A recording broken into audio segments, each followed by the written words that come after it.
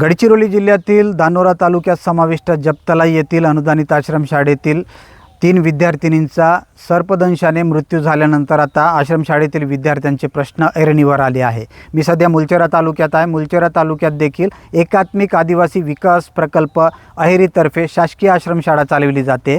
या ठिकाणी मागील अनेक वर्षापूर्वी बांधकाम करण्यात आलेल्या इमारतीत आजही शाळा भरली जात आहे। निवासाची त्याच ठिकाणी व्यवस्था आहे। अशा परिस्थितीत जवळपास या शैक्षणिक सत्रात 202 विद्यार्थी शिक्षण घेत आहेत। मुलींसाठी स्वतंत्र व्यवस्था असली तरी ती पडीक इमारत आहे आणि मुलांना वर्गखोल्यांमध्येच झोपावे लागत आहे। या परिस्थितीला सामोरे जात असताना आदिवासी विकास विभागाने आदिवासी विद्यार्थ्यांना दर्जेदार सोयीसाठी नूतन इमारत आणि वसतिगृहाचे बांधकाम करण्याचे काम हाती घेतले आहे। जवळपास 30 कोटींची निधी देऊन सदर इमारतीचे बांधकाम सुरू केले आहे।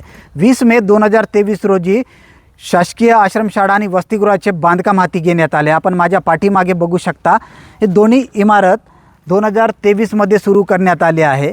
आज 3 वर्षाचा कार्यकाळ लोटला आहे, मात्र अद्यापही हे बांधकाम पूर्णत्वास आले नाही। त्यामुळे जवळपास 202 विद्यार्थ्यांना पडीक इमारतीमध्ये शिक्षण घेण्याची नामुष्की ओढवली आहे। अशा परिस्थितीत धानोरा तालुक्यातील घटनेनंतर तरी सदर इमारतीचे बांधकाम पूर्ण करून त्या विद्यार्थ्यांना नवीन इमारतीत शिफ्ट करणार का, असा प्रश्न या निमित्ताने उपस्थित होत आहे। महेश गुंडेटीवार, LS मराठी, मुलचेरा, गडचिरोली।